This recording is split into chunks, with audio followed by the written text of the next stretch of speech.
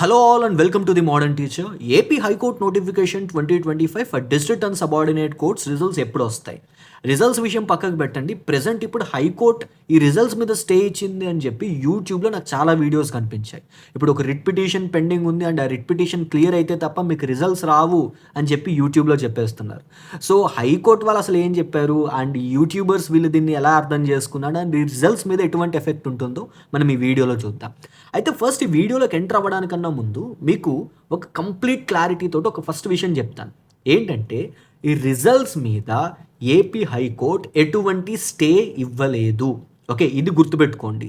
ఎందుకంటే స్టే అనే పదం ఎక్కడ వాడలేదు అండ్ అలాగే ఎటువంటి స్టే పిటిషన్ ఈ రిట్ పిటిషన్స్తో పాటు లేదు, ఎటువంటి ఇంట్రాక్యులేటరీ పిటిషన్ కూడా లేదు. కాబట్టి హైకోర్టు దీని మీద స్టే ఇవ్వలేదు. అయితే హైకోర్టు వాళ్ళు ఏం చెప్పారంటే ఈ రిట్ పిటిషన్ మీద ఫైనల్ హియరింగ్ కంప్లీట్ అవుతోంది కదా, రిజల్ట్స్ అనౌన్స్ చేయొద్దు అని మట్టుకే చెప్పారు. And at the same time వీళ్ళు కూడా స్టాండింగ్ కౌన్సిల్ కూడా రిజల్ట్స్ రావడానికి ఇంకా టైం పడుతుందని కూడా చెప్పారు. అయితే మనం దీని గురించి కొద్దిగా కంప్లీట్గా డీటెయిల్గా డిస్కస్ చేసుకుందాం ఈ వీడియోలో. అసలు రిట్ పిటిషన్ గొడవ ఏంటి అండ్ కాంట్రాక్చువల్ ఎంప్లాయీస్ ఎవరైతే వర్క్ చేస్తున్నారో సో వాళ్ళ ఇష్యూస్ ఏంటి, వీటన్నిటి గురించి ఈ వీడియోలో మీకు డీటెయిల్గా ఎక్స్ప్లెయిన్ చేస్తాను. So stay till the end.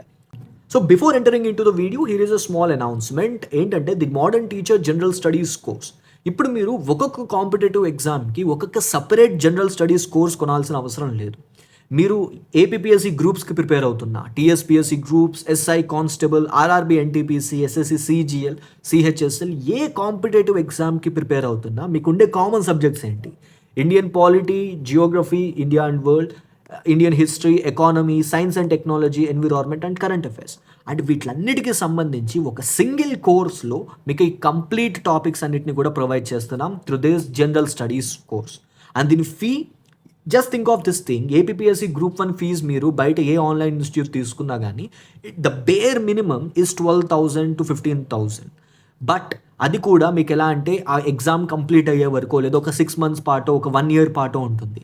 But ఈ క్లాసెస్ అన్నీ కూడా మీకు both live and recorded versions ఉంటాయి అండ్ తెలుగు అండ్ ఇంగ్లీష్లో ఉంటాయి with life time validity. And ఇందులో మనం national, international and AP current affairs ఉంటుంది అండ్ వీక్లీ టెస్ట్ తోటి ఈ జనరల్ స్టడీస్ కోర్స్ మొత్తం అంతా కూడా మనకు ఒక 5 months డ్యూరేషన్లో కంప్లీట్ అవుతుంది. బట్ ఈ క్లాసెస్ అన్నీ కూడా మీకు లైఫ్ టైం వ్యాలిడిటీ తోటి ఉంటాయి. If you want to enroll in this course and if you have any other queries, మీరు ఈ నంబర్కి 7729918104 అనే నంబర్కి వాట్సాప్లో మెసేజ్ చేయండి and just say that you are enquiring about this general studies course and we will get back to you on this. So ఇప్పుడు మనం AP హైకోర్టుకి సంబంధించిన ఈ కేసు గురించి చూద్దాం. సో ఫస్ట్ ఏంటంటే, so we have few writ petitions pending in the high court. అందులో మనకి రిట్ పిటిషన్ 223091, 1508, 2115 ఆఫ్ 2024 అండ్ అలాగే 9941, 1654 అండ్ ఇవన్నీ కూడా సింగిల్గా ఒకే యూనిఫైడ్ ఆర్డర్ తోటి నడుస్తున్నాయి అనమాట. సో దే యాక్చువల్గా ఇవన్నీ కూడా ఈ రిట్ పిటిషన్స్ అన్నిటి కూడా క్లబ్ చేశారనమాట. అయితే ఫస్ట్ మనం ఏం చూద్దామంటే ఈ రిట్ పిటిషన్స్లో ఫస్ట్ స్టార్టింగ్లో 2024 రిట్ పిటిషన్స్ అంటే ఎగ్జామ్ కంప్లీట్ అవ్వడానికి ముందు వేసిన రిట్ పిటిషన్స్లో ఏం అడుగుతున్నారో చూడండి. ఈ రిట్ పిటిషన్స్ అన్నీ కూడా స్టార్టింగ్ 2024 రిట్ పిటిషన్స్ అన్నీ కూడా ప్రీవియస్గా 2022లో ఆర్డర్ అయిన రిట్ పిటిషన్కి సంబంధించినవి. ఏంటంటే ఈ 2022లో 32917 ఇది 2024లో ఇచ్చిన జడ్జ్మెంట్ అనమాట. ఈ 2024లో ఈ రిట్ పిటిషన్ 32917 ఆఫ్ 2022 అనే రిట్ పిటిషన్లో అండ్ అలాగే 36206 ఆఫ్ 2022 అనే రిట్ పిటిషన్లో ఎవరైతే ఫాస్ట్ ట్రాక్ కోర్ట్స్లో కాంట్రాక్చువల్ ఎంప్లాయీస్ ఉన్నారో వాళ్ళని రెగ్యులరైజ్ చేస్తూ ఒక ఆర్డర్ ఇచ్చింది. అండ్ ఆ ఆర్డర్ ద్వారా చాలామంది contractual employees who are working in fast track courts, not regular courts, fast track కోర్ట్స్లో వర్క్ చేస్తున్న కాంట్రాక్చువల్ ఎంప్లాయీస్ అందరూ కూడా రెగ్యులర్ అయ్యారనమాట. అంటే వాళ్ళు అప్పటి వరకు కూడా ఓన్లీ ద బేసిక్ శాలరీ ఒకటే వస్తుంది వాళ్ళకి అదర్ ఎమోల్మెంట్స్ ఏవి ఉండవు అనమాట. డిఏ, హెచ్ఆర్ఏ లాంటివి ఉండవు. ఓకే, వాళ్ళు కంప్లీట్ గవర్నమెంట్ ఎంప్లాయీస్ కాదు. అయితే ఎప్పుడైతే ఈ ఆర్డర్ వచ్చిందో ఆ ఆర్డర్ వచ్చిన తర్వాత వాళ్ళని ఫుల్ ఫ్లెడ్జ్డ్ ఎంప్లాయీస్ కింద జాయిన్ చేసుకున్నారు. అయితే ఇది ఓన్లీ ఫాస్ట్ ట్రాక్ కోర్ట్స్ వరకే జరిగింది, మిగిలిన కోర్ట్స్లో ఇది జరగలేదు. అయితే వీళ్ళందరూ కూడా ఈ రిట్ పిటిషన్స్ ద్వారా హైకోర్టును అప్రోచ్ అయ్యారు. హైకోర్టును అప్రోచ్ అయినప్పుడు హైకోర్టు ఏం చేసింది అని అంటే ఇట్ ఈస్ సంథింగ్ లైక్ అదే ఈ రిట్ పిటిషన్, ఇప్పుడు ఆ పెండింగ్లో ఉన్న రిట్ పిటిషన్ గురించి మనం చూస్తున్నాం అనమాట. సో ఇప్పుడు వీళ్ళ ఫైట్ ఏంటంటే, మీరు ఈ ఫాస్ట్ ట్రాక్ కోర్ట్ ఎంప్లాయీస్ అందరినీ కూడా రెగ్యులరైజ్ చేశారు కదా, రెగ్యులరైజ్ చేసినప్పుడు మమ్మల్ని ఎందుకు వదిలేశారు, మమ్మల్ని కూడా రెగ్యులరైజ్ చేయండి, మమ్మల్ని కూడా రెగ్యులర్ ఎంప్లాయీస్ కింద మార్చండి అని చెప్పి ఈ రిట్ పిటిషన్స్ ఫైల్ చేశారు. సో ఇది ప్రీవియస్గా దీనికి సంబంధించిన రిట్ పిటిషన్ ఆర్డర్ చూస్తే, అంటే previous writ petition order 32917 order, ఇది ఎప్పుడు 2024లో దీన్ని ఆర్డర్ ప్రొనౌన్స్ చేశారనమాట, దీని జడ్జ్మెంట్ ప్రొనౌన్స్ చేశారు. ఇందులో ఏం చెప్పారంటే, సో ఈ ఫాస్ట్ ట్రాక్ ఎంప్లాయీస్, ఈ ఫాస్ట్ ట్రాక్ కోర్ట్ ఎంప్లాయీస్ ఎవరైతే ఉన్నారో వాళ్ళని రెగ్యులరైజ్ చేయండి, వితిన్ 3 months పీరియడ్లో వీళ్ళందరినీ కూడా రెగ్యులరైజ్ చేసేయాలి అని చెప్పి డిస్ట్రిక్ట్ అండ్ ఈ డిస్ట్రిక్ట్ కోర్ట్స్, ఈ ప్రతి డిస్ట్రిక్ట్లో ఉండే ప్రిన్సిపల్ డిస్ట్రిక్ట్ కోర్ట్కి ఆర్డర్స్ పంపించారనమాట. ఓకే, ఇది అసలు యాక్చువల్గా జరిగిన కేసు. అయితే దీనిని బేస్ చేసుకుని ఇప్పుడు ప్రెజెంట్ రిట్ పిటిషన్స్ అన్ని నడుస్తున్నాయన్నమాట. ప్రెజెంట్ రిట్ పిటిషన్స్లో ఎవరైతే కాంట్రాక్చువల్ ఎంప్లాయీస్ ఉన్నారో వాళ్ళందరూ ఏమంటున్నారంటే, ఇలా మీకు నోటిఫికేషన్ పంపించేసి ఒక నోటిఫికేషన్ పెట్టేశారు, ఆ నోటిఫికేషన్లో మాకు వెయిటేజ్ ఇచ్చి మమ్మల్ని అప్పుడు ఈ రెగ్యులర్ ఎంప్లాయీస్ తోటి కలుపుతున్నారు మీరు. But we don't want that. మాకేంటంటే మాకు ఆల్రెడీ ఒక ఆర్డర్ ఉంది, సో ఆ ఆర్డర్ ఇక్కడ మనకి వైలేట్ అవుతున్నట్టు కనిపిస్తుంది. సో అది ఆర్డర్ కంప్లీట్గా ఆర్బిట్రరీ కింద కనిపిస్తుంది. So we need a proper implementation of that order. Fast track court వాళ్ళని రెగ్యులరైజ్ చేశారు, మిగిలిన వాళ్ళని రెగ్యులరైజ్ చేయలేదు, మిగిలిన వాళ్ళని అబ్జార్బ్ చేసుకోలేదు. So we want that absorption, మమ్మల్ని కూడా రెగ్యులరైజ్ చేసేయండి అని చెప్పి ఈ రిట్ పిటిషన్స్ అన్ని ఫైల్ చేశారనమాట. ఓకే, సో అలాగా మనం ఇప్పుడు చూస్తున్న 2024 and 25 రిట్ పిటిషన్స్ అన్నీ మనకు కనిపిస్తాయి. ఓకే, సో ఇప్పుడు ఏంటంటే, ఇప్పుడు ఇష్యూ ఏంటి, ఇదిగో ఈ రిట్ పిటిషన్స్ అన్నీ కూడా సేమ్ ఇష్యూ తోటి రన్ అవుతున్నాయి. ఓకే, సో డిఫరెంట్ డిస్ట్రిక్ట్స్లో ఉన్న వాళ్ళందరూ కూడా ఈ రిట్ పిటిషన్స్ అన్ని ఫైల్ చేశారు. ఎవరైతే కాంట్రాక్చువల్ ఎంప్లాయీస్ ఉన్నారో వాళ్ళందరూ ఇప్పుడు ఈ రిట్ పిటిషన్స్ అన్ని ఫైల్ చేశారనమాట. అయితే రీసెంట్గా మనకి ఈ రిట్ పిటిషన్ ఆర్డర్ చూడండి. So this was on 14/10/2025 October 14వ తారీఖు ఇచ్చిన ఆర్డర్. సో ఈ ఆర్డర్ క్లియర్గా చూస్తే, ఈ ఆర్డర్లో వీళ్ళు ఏం చెప్పారంటే, సో ఆల్రెడీ దీనికి ఒక సపరేట్ డివిజనల్ బెంచ్ చూస్తోంది దీనికి సంబంధించి ఇంప్లిమెంటేషన్ కోసం. ఆల్రెడీ లాస్ట్ టైం ఇది చెప్పాం మనం, అండ్ 3 months లోపు దాన్ని ఇంప్లిమెంట్ చేయాలని అన్నారు. So we will look into it, దాని గురించి చూద్దాం. So now let us look at all these paragraphs one after the other. Then Standing Counsel for High Court further submits that many of the petitioners were appointed on contract basis pursuant to the notification, whereas many were appointed on contract basis on their application without there being any notification. అయితే ఇక్కడ వీళ్ళు contract ఎంప్లాయీస్ని 2 parts కింద classify చేశారు. The people who were appointed by notifications, అంటే principal district courts notifications కొన్ని release చేసి ఆ నోటిఫికేషన్స్ ద్వారా కొంతమంది కాంట్రాక్ట్ ఎంప్లాయీస్ని తీసుకున్నారు. కొంతమంది ఏంటంటే ఇండివిజువల్ అప్లికేషన్ బేసిస్ మీద వాళ్ళు అపాయింట్ అయ్యారనమాట. సో ఇది మనకి సంబంధం లేదు. సో దాన్ని బట్టి వాళ్ళని ఒక లిస్ట్ తయారు చేసుకోమన్నారు. అండ్ అలాగే ఆ లిస్ట్ని తీసుకుని వెళ్ళి వీళ్ళు ఈ స్టాండింగ్ కౌన్సిల్స్ ఎవరైతే ఉన్నారో వాళ్ళ ఆ లిస్ట్ ఆఫ్ నేమ్స్ని వీళ్ళకి సబ్మిట్ చేయమని చెప్పని అన్నారనమాట. Next, the learned councils for the petitioner shall also submit the synopsis of the list containing the names of the petitioners who have applied pursuant to the recruitment notification.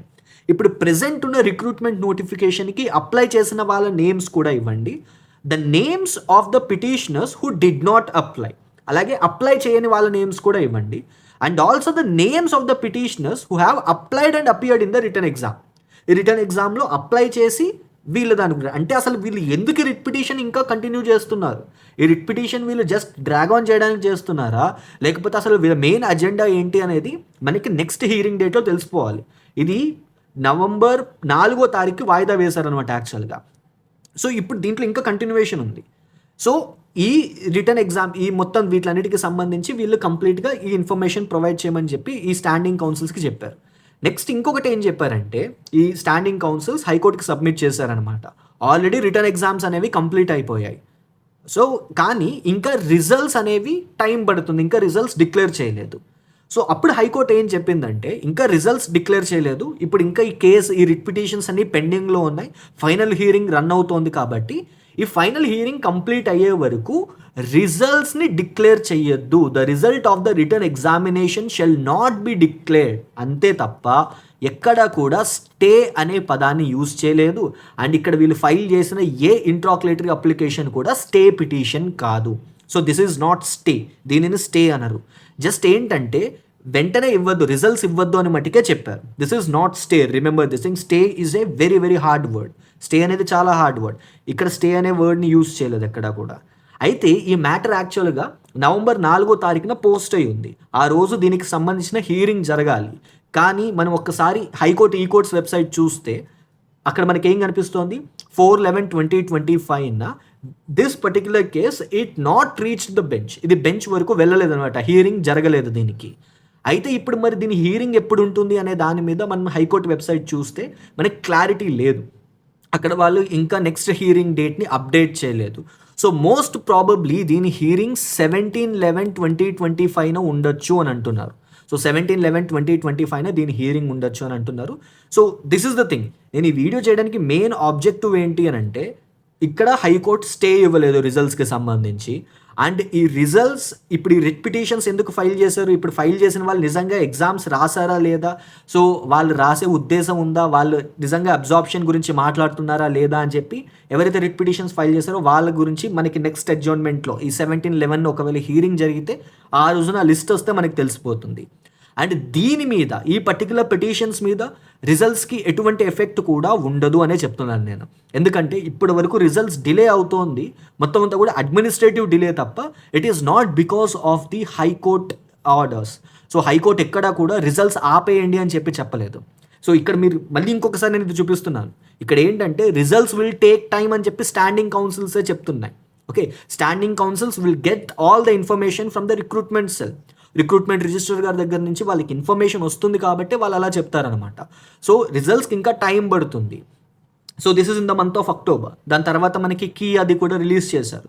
So most probably you can expect this results in the last week off November, on the first week off డిసెంబర్లో మనకి results వచ్చే chances ఉన్నాయి. So don't lose your hope and at the same time don't worry about this notification. So ఈ notification ఒకవేళ వచ్చినా రాకపోయినా మీకు job. So it is something like మనకి సముద్రం ఉంది ముందు. So there are different competitive exams where you can excel. So work on that. సో ఈ ఎగ్జామ్ గురించి రాశారు, ఇంకా వదిలేయండి. Let us focus on other exams. And at the same time again ఇంకొకసారి నేను రీట్రేట్ చేస్తున్నాను. So we have a specific general studies course. So general స్టడీస్కి సంబంధించి we started a course and it already started. అండ్ ఇందులో మనం Indian polity chapters already complete చేసాం. So there are almost like 14 classes complete అయిపోయాయి. More than 20 members already enrolled in this course and I'm providing all this just for ₹2,000. So మీకు గనుక దీంట్లో enrol అవ్వాలి అని అనుకుంటే, so just contact this number 7729918104 on WhatsApp and we will get back to you on this thing. Signing off, your modern teacher.